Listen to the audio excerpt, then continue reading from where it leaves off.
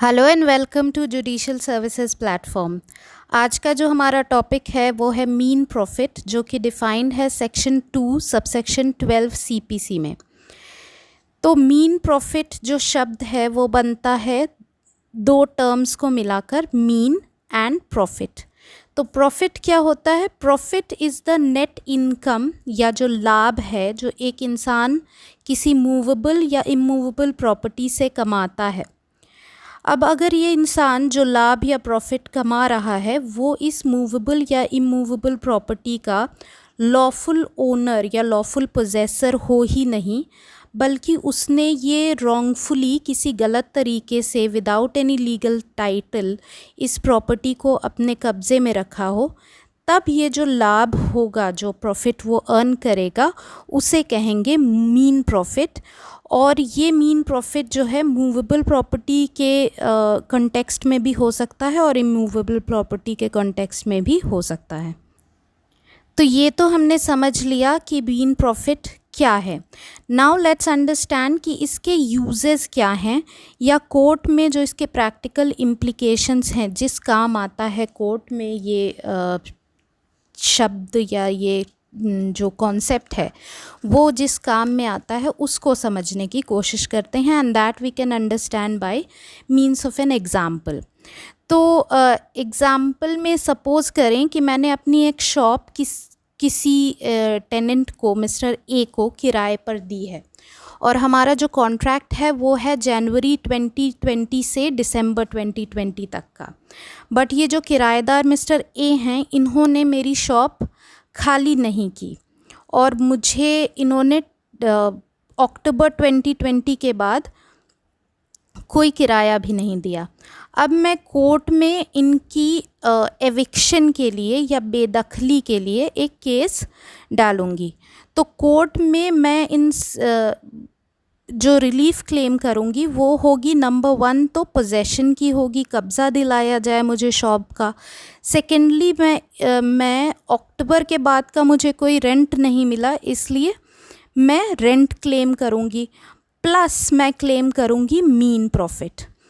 अब अक्टूबर तक का तो हमें रेंट मिल चुका है, नवंबर और दिसंबर तक के लिए हमारा कॉन्ट्रैक्ट वैलिड था, देयरफॉर नवंबर और दिसंबर का मैं क्लेम करूँगी रेंट, क्योंकि नवंबर और दिसंबर तक के लिए ये जो मिस्टर ए का पोजेशन था वो लॉफुल पोजेशन था। But after the expiration of my contract, क्योंकि दिसंबर के बाद कॉन्ट्रैक्ट एक्सपायर हो गया, उसके बाद जो इनका कंटिन्यूड कब्ज़ा था वो रॉन्गफुल पोजेशन की कैटेगरी में आ गया। तो दिसंबर के बाद के जो पीरियड है, मतलब जनवरी, फरवरी, मार्च और अप्रैल का जो भी पोर्शन है, उसके लिए जो मैं क्लेम करूँगी कॉम्पेंसेशन के रूप में, जो अमाउंट क्लेम करूँगी, that will be called my mean profit. अब ये समझते हैं कि कोर्ट हमारा ये जो मीन प्रॉफिट है इसको कैलकुलेट कैसे करेगा, कौन से रूल्स को फॉलो करके मीन प्रॉफिट कैलकुलेट किया जाएगा। तो अगर मिस्टर ए ये कहते हैं कि मैंने तो अपनी शॉप को लॉक करके रखा था, I never earned any profit, जनवरी से लेकर मार्च तक मैंने अपनी शॉप को बंद करके रखा था, इसलिए चूँकि कोई प्रॉफिट हुआ ही नहीं, therefore I need not pay any मीन प्रॉफिट। तो क्या कोर्ट इस आर्ग्यूमेंट को कंसिडर करेगा? The answer is no. देखिए, सेक्शन 2 सबसेक्शन 12 जो है, हावेवर सिविल लॉ का पार्ट है, बट इसका जो एसेंस है या रैशनल या ऑब्जेक्टिव जिसको हम कहते हैं, इस लॉ का ऑब्जेक्टिव जो है, ऑब्जेक्टिव इसका कॉम्पेंसेशन का है, प्यूनिटिव नेचर का है। प्यूनिटिव क्या है कि जो बंदा, जो इंसान रॉन्गफुल पोजेशन से प्रॉफिट कमाता है, उसके लिए एंड देयरफॉर जो राइटफुल ओनर था उसको उस पीरियड के लिए अपनी राइटफुल प्रॉपर्टी के एन्जॉयमेंट से डिप्राइव करके रखता है या वंचित करके रखता है, तो राइटफुल ओनर को उस पीरियड के लिए कॉम्पेंसेट किया जाना है या उसे रिस्टोर किया जाना है उस पोजीशन में जिसमें उसको राइटफुली होना चाहिए था। तो ये जो रिस्टोरेशन या कॉम्पेंसेशन का ऑब्जेक्टिव है सेक्शन 212 का। तो हमारे इस एग्जाम्पल में भले ही मिस्टर ए ने एक्चुअली अपनी शॉप को क्लोज करके रखा हो for the period January to March और अप्रैल, बट स्टिल हम उस पीरियड के लिए भी राइटफुल ओनर को मीन प्रॉफिट कैलकुलेट करके कोर्ट जो है मीन प्रॉफिट दिलाएगा। तो ये कैसे कैलकुलेट किया जाएगा? या तो इस पीरियड के लिए जो एक्चुअल प्रॉफिट अर्नड है उसको कंसिडर किया जाएगा, या तो फिर वो अमाउंट, वो डीम्ड अमाउंट कंसिडर किया जाएगा जो कि ओनर को, जो रॉन्गफुल पोजेसर था वो ऑर्डिनरी डिलीजेंस से कमा सकता था। मतलब भले ही आपने शॉप बंद करके रखी थी, बट अगर वो शॉप चलती तो जो डीम्ड प्रॉफिट होता उसे कैलकुलेट किया जाएगा एंड प्लस उस अमाउंट पे इंटरेस्ट भी कैलकुलेट किया जाएगा। बट इसमें कौन सी चीज़ नहीं इंक्लूडेड होगी मीन प्रॉफिट